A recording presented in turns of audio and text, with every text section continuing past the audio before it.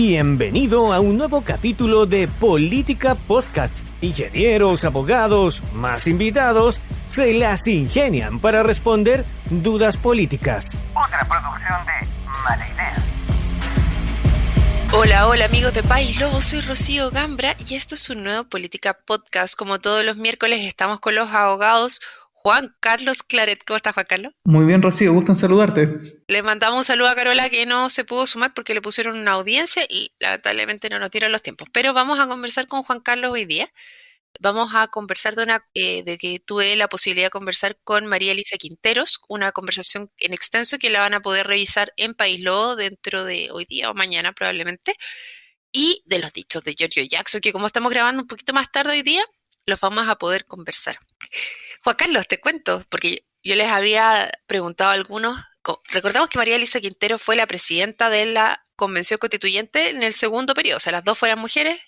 Las dos se llamaron Elisa también. Elisa Loncón y María Elisa Quinteros, la segunda, y la tuve ahí para conversar con ella, se le va las preguntas, entonces les pregunté a otros miembros del Política Podcast qué cosas le preguntarían a la Alicia, a la Carla y a Juan Carlos, qué cosas le preguntarían. Y la pregunta de Juan Carlos fue, ¿te acuerdas, Juan Carlos? ¿Qué querías preguntarle? Me van a acusar de ser muy pedestre en mi pregunta, pero sí, yo creo que uno de los, más aún cuando una de las grandes críticas dice relación con el proceso de elaboración del texto, la consulta era, digamos, la coordinación que hubo con la vicepresidencia, Gaspar Domínguez, porque es un hecho público y notorio, digamos, no es secreto, el hecho de que no solamente había una que otra discordia, sino que incluso la prensa fijó la atención porque el vicepresidente Gaspar Domínguez acaparaba más, digamos, la prensa, el micrófono, que lo que solía hacer la presidenta. Entonces me interesaba, digamos, ver cómo se sondeó eso,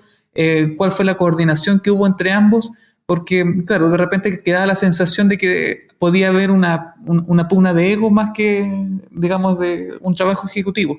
Claro, acá lo que yo tuve la posibilidad de conversar, de percibir en esta conversación de media hora, es que no venía tanto ella por un ego, al contrario, ella en la conversación me comenta que a ella le costaba mucho más salir a comunicar, de hecho lo ve como un dato de la causa, como ella viene de las ciencias en general investigadora, que a los científicos y investigadores les cuesta comunicar las cosas que hacen. Entonces se apoyó y hicieron esta dupla con Gaspar Domínguez, donde se apoyan sus habilidades comunicacionales para poder ella relegarse a otro tema que era más de lograr que la convención terminara en los tiempos y plazos que se habían determinado, que estaban predispuestos y no pedir más allá, más prórroga, y lograr destrabar algunos de los conflictos que se iban generando. Entonces ella tomó como ese rol más como de bajo perfil, de cierta manera, como de trabajo de hormiga detrás, y dejó que Gaspar, y agradeció, de hecho yo lo veía como agradecida de que él tomara este otro rol mucho más mediático. Ahora, a María Elisa Quintero yo la conocí en enero de este año, cuando estaba en Santiago, como les comenté en otro Política Podcast, también hice de gestor de intereses, o sea, yo me reuní con convencionales, pedí audiencia, no fui lobista porque nadie me pagó por eso, sino que era para poner puntos, digamos, en la agenda, y como ella estaba integrando en su momento, hasta antes de la elección como presidenta, la Comisión de Derechos Fundamentales, entonces pedí una audiencia con ella y me atendió justo a la semana siguiente después de haber asumido como presidenta. Me atendió en su oficina ahí en el ex Congreso en Santiago y yo quedé con la mejor impresión de ella. Una mujer muy matea. De hecho, de los puntos y era sobre libertad de culto, o sea, algo que para una científica tal vez podría serle hasta ajena. Y ella me hizo preguntas muy al callo, lo que da cuenta de, no solamente de que ella estudia las temáticas, sino que tiene un buen equipo de asesores, que aportaban, digamos, sobre una profundización sobre los contenidos. Entonces, en ese sentido, me acuerdo que quedé gratamente sorprendido porque yo no la conocía. Uno dice, bueno, es científica, estos temas pueden serle ajenos, entonces yo iba a explicar digamos, temas básicos, y no hablamos nada de lo básico, sino que eran preguntas muy puntudas y muy puntuales. Claro, o sea, de hecho lo que yo te puedo comentar y a nuestros auditores es que mientras estaba la entrevista ya tenía como anillada esta nueva constitución donde tenía marcado, destacado con montones de de estos post-it alrededor y cosas, varios comentarios, y siempre se apoyaba mucho en el material que ella traía. De que se nota esa disciplina científica detrás, pero también vi un tema de calle, o sea, yo le preguntaba por qué parte esta nueva, por qué ella entra, cuáles son las expectativas que tenía y si venía con un algo detrás o no. Y me decía que claro, que ellos habían trabajado y habían hecho como en la plaza, o sea, a nivel de asamblea de vecinos, ¿Ya? un planteamiento con el que ella venía desde la candidatura para ejecutar dentro de la comisión, o sea, del proceso constituyente ahora, ¿cachai? De la asamblea constituyente. Entonces, eso ella me lo comentaba y que habían 4 puntos importantes en ese tema de lo que ya venía detrás, que era el tema de la naturaleza, el tema de los derechos sociales, derechos humanos y no me acuerdo cuál era el cuarto, lo voy a tener que buscar, pero lo pueden revisar en la conversación, pero dentro de esos temas efectivamente quedan, y de hecho me dijo que habían hecho una evaluación después, es que habían quedado o no en la Constitución y efectivamente eran temas importantes que habían quedado. Mira, de hecho, a propósito de lo que me dices de este trabajo de calle que tiene María Elisa Quintero, claro, ella parte por los movimientos sociales constituyentes y una vez asumida como presidenta, que fue un nombre que no fue el inicial, porque recordemos que la propuesta inicial para presidir la convención era Cristina Dorador, pero después de muchas rondas nadie quería darle el triunfo a Cristina Dorador y se decantan por María Elisa Quintero, que era un nombre que no se pensó al comienzo, pero que no tuvo antipatía, digamos. Incluso su triunfo ocurre con votos de la derecha. Eso es igual importante reconocerlo. Y al mismo tiempo, cuando ella asume, carga personalmente el desafío de la consulta indígena, que si bien no fue exitosa en cuanto a participación, participó en la consulta indígena, entiendo, alrededor del 0, tanto por ciento de lo que se esperaba del universo, digamos, de convocados.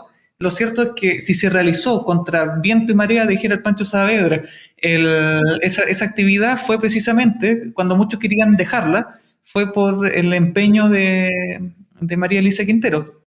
Claro, yo también sabía que ella había asumido ese rol y había hecho un muy buen trabajo en la Comisión de Ética, de hecho también lo abordamos en la conversación, y eso le dio cierto piso para poder trabajar y para poder llevar adelante el proceso, porque mal que mal, creo que igual hay que reconocer que fue un logro que como hayan terminado dentro de los plazos, o sea, nadie pensaba que efectivamente iban a estar máximos los 12 meses y después no más, y terminaron. Como haya quedado, le haya gustado o no, usted, querido auditor, haga sus propias conclusiones, pero se cerró el proceso y eso en cuanto a gestión, ella lo logró. Sí, o sea, en un contexto donde muchos pensaban que incluso no se iba a instalar aquel 4 de julio del 21. No sé si te acuerdas que decían por las protestas. Sí. Entonces, en ese sentido, claro, la dupla Loncón-Baza logran una instalación que ya uno podría reclamar, ya el reglamento les consumió la mitad del tiempo, ya sí.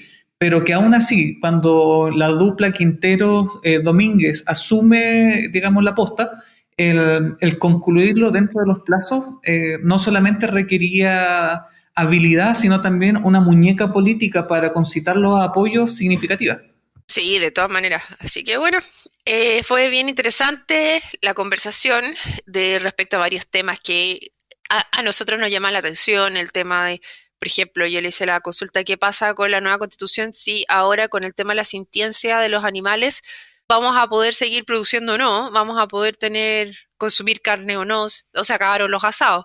Y eso ella también me lo comenta también antes de caricatura y me dice, no, efectivamente se puede, solo que los animales no debieran tener dolor mientras se están criando y tampoco la muerte debiera ser con dolor. Eso es lo que se propone, ¿cachai? Ahora, yo les puedo decir que como ingeniero agrónomo en ese caso en particular, si las vacas o el chancho, sobre todo los chanchos, si mueren con dolor, la carne es dura. No sé si tú sabías, Juan Carlos, que es por un pic de adrenalina. Entonces, en general, las prácticas en la agricultura ya se estaban tomando, al menos que las muertes nunca sean con dolor, a nivel de las vacas y los chanchos, por lo menos, que las aves son otra cosa, porque ahí es distinto. Pero en el caso de las aves y los chanchos, no, o sea, de las vacunas y los cerdos, no No pueden tener dolor sino la carne dura. Claro, yo recuerdo Los secretos de campo, que ahora tú me lo dices Sí. con base científica, pero recuerdo haberlo escuchado, digamos, en mi familia de niño. Sí, así que bueno, así que si quieren revisar más de la entrevista, pueden escucharla hoy día, en la tarde o mañana en la mañana. Va a estar ahí en paislo.cl. Oye, vámonos a la actualidad también de qué es lo que está pasando, porque comentábamos los dichos de Giorgio Jackson, que les recuerdo un poco qué son, y es que ayer estuvo en un en vivo donde eh, hay un problema ahí porque él dice nosotros tenemos un sentido moral más alto o mejor de lo que hacían los otros, y quedó la escoba.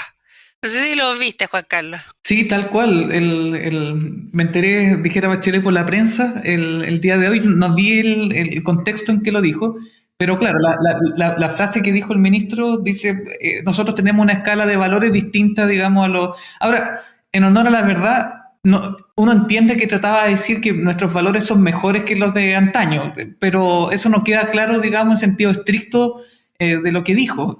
Pero lo que ocurre es que ha habido un derrotero de frases que son errores, no sé si forzados o no forzados. Tal vez uno piensa cuando ya es tanta la coincidencia que hasta puede ser parte de una estrategia en el que algún ministro dice algo y después tiene que estar arrepintiéndose de lo que dijo, pidiendo perdón. Se inauguró con Isquia Siches, después vuelve la ministra, después Nicolás Grau el otro día diciendo esto de que la inflación favorece a las pymes. Entonces al final después uno Oye, dice, eso fue ayer nomás. sí, esto fue ayer, sí, eso. Entonces, y después pidiendo perdón nuevamente. Entonces hay una seguidilla donde uno podría decir qué onda con los ministros, pero por otra parte uno podría decir también que es parte de una estrategia tal vez para desviar la atención. Entonces es ahí donde el error de Jackson puede ser llamativo. Ahora, en honor a la verdad, también siento que estamos en un contexto donde estamos dados a las exageraciones. De hecho, por ejemplo, con lo de Carol Cariola, también sería interesante una conversación sobre esta idea de marcar las casas, que cuando lo escuché dije, se refiere a colocar letreros en las casas, cosa habitual, digamos, en las campañas, pero claro, el cómo lo dijo da margen a las interpretaciones. Y ahí yo creo que las exageraciones pueden no solamente dar muestra tal vez de lo polarizado que están las campañas, sino también, digamos, de la pobreza en cuanto a la discusión de contenidos. Claro, o sea, aquí, a ver, yo creo que hay varias cosas. Una es, como tú señalas, y yo también digo, una foto o una causa, un error te genera una foto, y cuando ya ves más de una cosa que pasa, ya te genera un patrón. Un patrón de cómo tú lo vas haciendo tú, y aquí yo creo que hay un patrón de una cultura detrás de al menos el círculo de hierro del presidente, porque estamos hablando de Isquia Siches, estamos hablando de Giorgio Jackson, no estamos hablando de cualquiera. Y esto viene de antes. Yo creo que el Frente Amplio en general es un tema de superioridad moral política, donde nosotros aquí venimos a decir las cosas distintas. Recordemos que el mismo presidente, cuando está en campaña, él dice, nosotros no vamos a hacer lo mismo que hicieron todos los otros. Eso es ponerte por sobre moralmente, como una moral política más alta que el resto. Y una vez que y eso es un gran problema, porque una vez que te instalas dentro de esta superioridad moral, si no la cumples, te caes muy fuerte. Y yo no sé si esta como sobrereacción que dices tú puede ser, pero cuando eres tú el que la ha instalado y has sido crítico y has subido a los demás y instado que se pongan en ese estándar, cuando tú no cumples ese estándar, entonces obviamente se te va a exigir lo mismo. Entonces, no sé si estamos siendo sobrereaccionarios a lo que está pasando. Yo creo más bien que es un tema que están siendo presos de sus propios actos y sus propias palabras, en este caso, tanto de Giorgio Jackson como el presidente Boric, como Isquia Siches sobre todo. O sea, recordemos un video súper difundido donde dice no sé si lo recuerdas, Juan Carlos, ese que dice el primer acto de corrupción es tomar un cargo para el cual tú no estás preparado. Claro. Y que lo sale diciendo ella, y tú ves que en realidad ella misma peca de no estar preparada para ser ministro del Interior. Ahora, yo no sé si alguien está preparado para ser ser un ministro o algo, pero a lo que voy es, cuando tú pones esa vara, tienes que cumplirla, y si no, se te va a llevar al pizarrón, como lo está pasando ahora, porque tiene que salir a pedir disculpas cada 5 minutos. Claro, pero en ese sentido, recordemos que el Frente Amplio se posiciona más o menos matando al padre, en el sentido de, y no digo padre solamente políticamente, sino que incluso genéticamente. Muchos del Frente Amplio son hijos de ministros de la Concertación o que desempeñaron puestos dentro de esos gobiernos. El mismo ministro Grau es hijo de Paulina Veloso, que actualmente está en el Consejo de Defensa del Estado y que fue ministra de Bachelet. Entonces, claro, hay un proceso en el que se instalan, se posicionan mediáticamente, matando al padre, matando a la madre generacional. Y claro, después yo creo que está este proceso de reconciliación, sobre todo en esta segunda vuelta presidencial de Boric, donde no sé si por conveniencia de votos o por convicción, está la idea de reconciliarse con la figura, digamos, de los antecesores y decir, mira, no porque somos jóvenes vamos a ser mejores y cosas por el estilo. Entonces, claro, lo complejo del dicho de los dichos de Jackson es que contradice incluso el mensaje presidencial, el sentido de decir, ¿sabes qué? No podemos reescribir la historia considerando de que la historia nace con nosotros. Ahora, también es cierto, y en honor a la verdad, es que cada generación es hijo de su tiempo, tiene sus propios temas, entonces evidentemente, no sé, a esta generación, mi generación, te apuesto que el valor de la puntualidad no tiene el mismo peso que sí tenía tal vez para nuestros bisabuelos. Entonces, o sea, en sentido estricto uno podría decir, ¿sabes qué? Si lo que dice el ministro Jackson es también una obviedad, pero esta obviedad se transforma en un punto político, y ahí concuerdo contigo, cuando se enmarca en un contexto, saca de una fotografía que no cuadra con la película.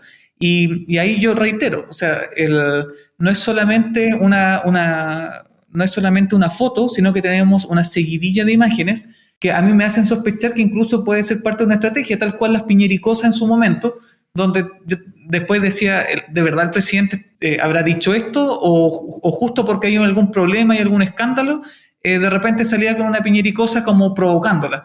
Entonces yo creo que también puede ser parte de una estrategia comunicacional, por ejemplo, para hacer frente al desatino de la frase de Carol Cariola. Entonces la atención vuelve a centrarse en el gobierno y no en la campaña del apruebo, y de esa manera se blinda, digamos, la campaña plebiscitaria. No creo que Giorgio Jackson haya querido ir a salvar a Carol Cariola respecto a esto en particular, porque al final esto... No digo salvar a Carol Cariola, digo, si de verdad, y de verdad lo sostengo, el gobierno quiere salvar la campaña del apruebo, da lo mismo si es Carol Cariola, Daniel Jadue o el que sea, digamos.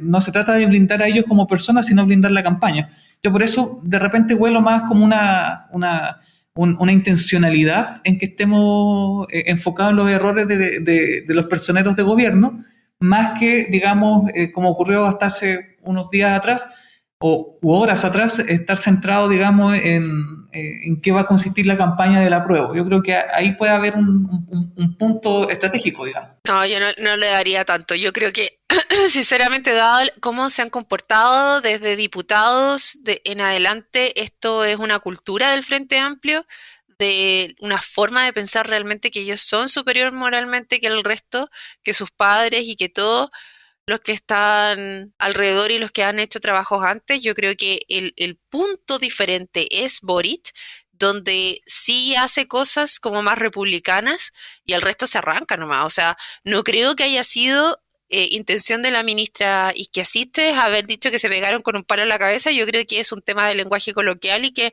no estaban listos para llegar a la institución que estaba. A lo mejor el presidente Boric sí, pero el resto no iba a la misma velocidad que él. Yo creo realmente que esto es una muestra de soberbia de parte de los ministros. Y no creo que el ministro Grau le haya dicho lo que dijo porque no lo pensara. O sea, yo creo que él realmente piensa que la inflación a las pymes las favorece porque pueden vender más caro y que el dólar no influye tanto en la población, aunque no sé cómo un economista puede decir que el dólar no influye si es que sube el dólar porque nosotros estamos comprando en pesos. ¿Verdad que la otra vez dijo eso? Se me había olvidado, sí. ¿Verdad?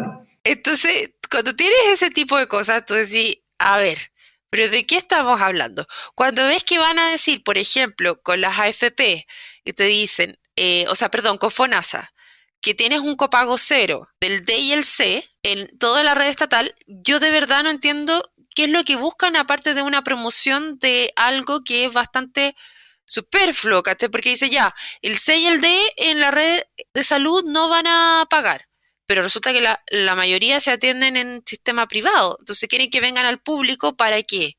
Para mandar un marketing y decir, vengan, entre más gente a FONASA, para que porque todos los tramos de FONASA no van a pagar en el servicio de salud, pero si lo que quiere el C y el D y el resto que están las ISAPRES que me atienden ahora y no después, por algo me voy al otro. Ya, pero, entonces, termina nomás, no te quiero interrumpir. No, pero entonces ahí veo que hay una seguidilla de cosas que de formas de actuar de este gobierno que son cosas que realmente piensan, pero que son malas ideas. Entonces, como que si tú ves la bajada, si ves lo que están diciendo en el fondo, se caen técnicamente muy fuerte.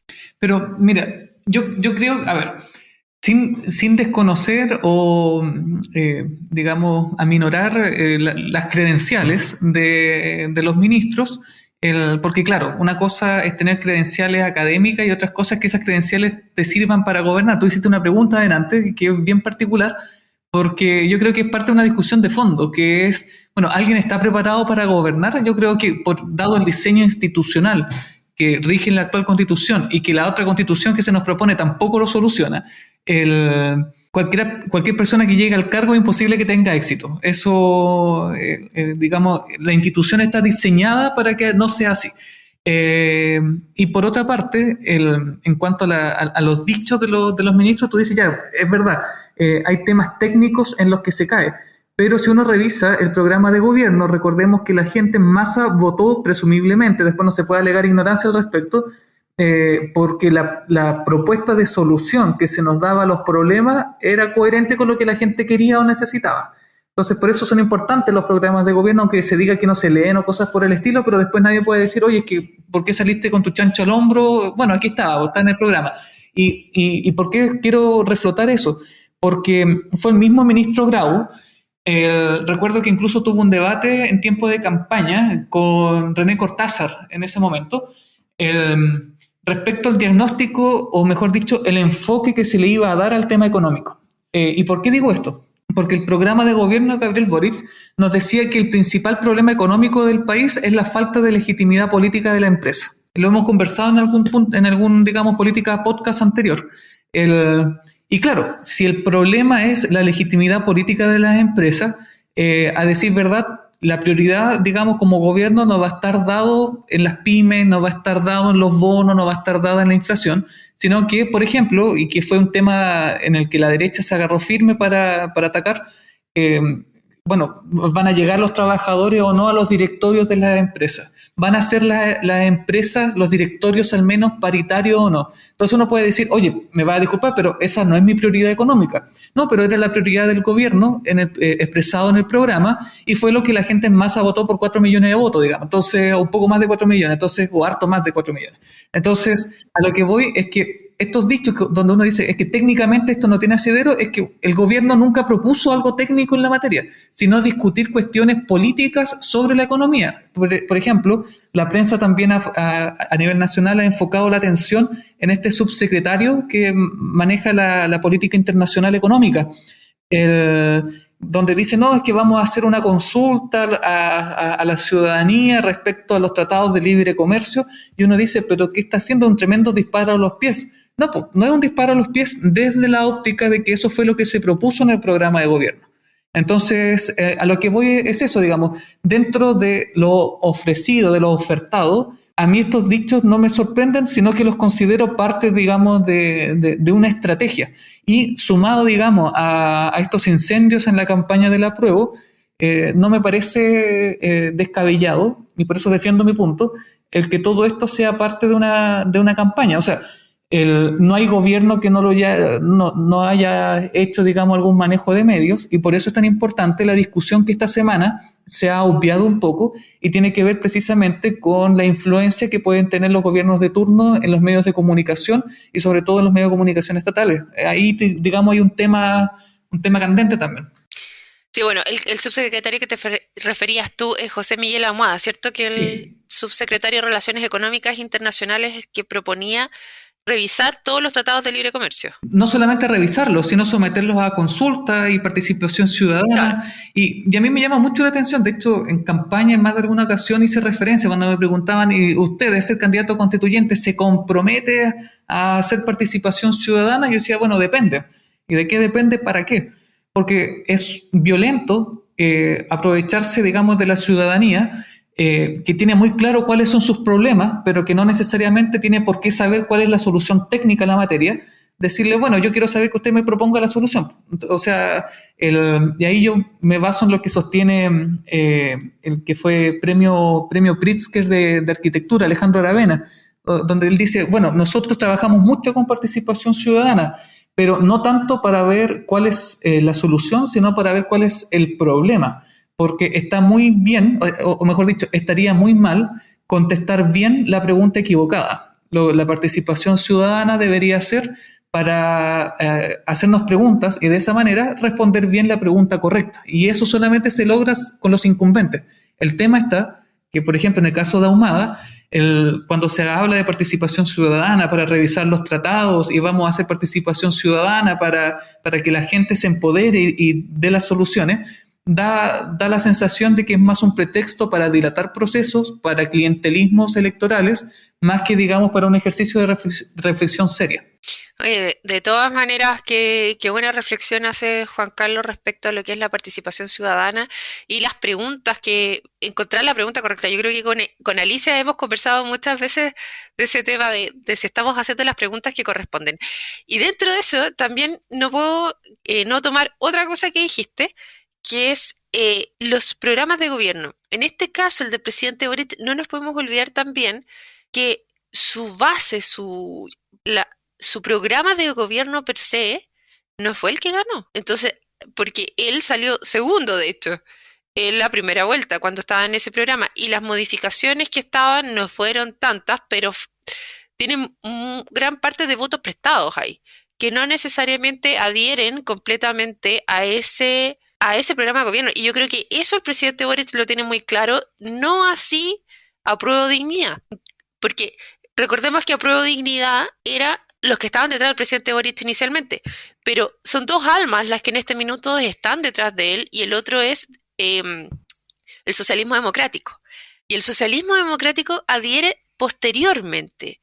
Y si vemos y revisamos quiénes son los ministros que tienen mayor aprobación en este minuto en el gobierno, o sea que la gente está de acuerdo en la manera en cómo se sigue actuando, son los del socialismo democrático, más que los de Apruebo Dignidad. Entonces hay un tema de flexibilidad, de poder leer lo que está pasando y de darse cuenta que yo creo que sí lo tiene el presidente Boric, pero no su círculo de hierro. Y es ahí donde se ve una y otra vez que tienen que salir a pedir disculpas porque como que están emborrachados de poder. Pero o sea, que yo incluso acepto lo de Boric con beneficio de inventario. Es decir, te compro el que el presidente los primeros meses mostró un talante más republicano. Pero sabes que verlo ahora en la forma que ha hecho campaña por el apruebo, lo encuentro más como me recuerda yo ingresé a la universidad en el 2012 y en ese entonces Boric era el presidente de la fecha. Yo me acuerdo, digamos, la fiesta de bienvenida, llevaron artistas, me acuerdo, y al Boric estudiante me ha parecido más el Boric, digamos, que estamos viéndolo las últimas semanas. Y yo no sé si eso es desesperación, es parte de una campaña, o simplemente porque la estructura de personalidad del presidente hace como que fuera un dirigente estudiantil permanente. Pero sí, debo decir que siendo presidente de un inicio muy republicano, en el último tiempo ha devenido en un... ¿cómo decirlo? Tienes toda la razón.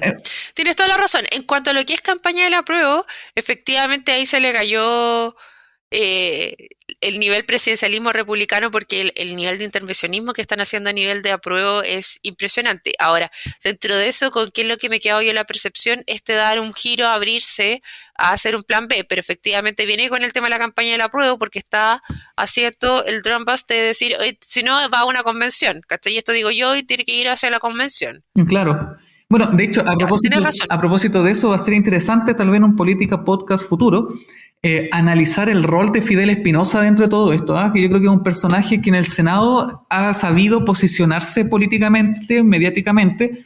Ahora, representando los intereses de la región tengo mis dudas, pero en este rol que está jugando, como tú decías bien, el socialismo democrático, en poner un contrapunto al presidente, y también en este proyecto que presentaron, digamos, de que el presidente va a tener que evacuar un mensaje para efectos de que gane el rechazo, para ver cuál va a ser la alternativa, quitándole piso Fidel Espinosa, que senador más votado, al tema de una convención constitucional inmediata o irremediable.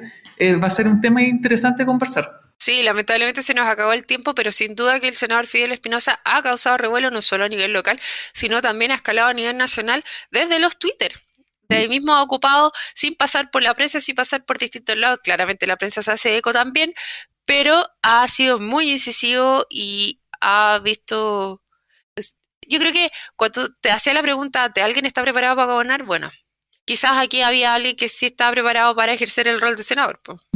Podríamos decirlo de esa manera. Vamos a ver qué pasa después. Oye, yo soy súper crítica de Fidel Espinosa también, pero en este momento por lo menos está marcando pauta, así que vamos a ver cómo termina, porque falta todavía. Muchas gracias, Juan Carlos. Nos vemos en el próximo Política Podcast. Muchas gracias, Rocío. Llegamos al final de un nuevo capítulo de Política Podcast, donde ingenieros y abogados, más invitados, se las ingenian para responder dudas políticas. Nos puedes encontrar en Spotify, Google Podcast, iTunes o donde escuches podcast. Por supuesto, también en nuestro sitio web, sección podcast. Feliz si compartes nuestro contenido Y nos recomiendas. De antemano, muchas gracias y nos reencontramos en un nuevo capítulo de Política Podcast.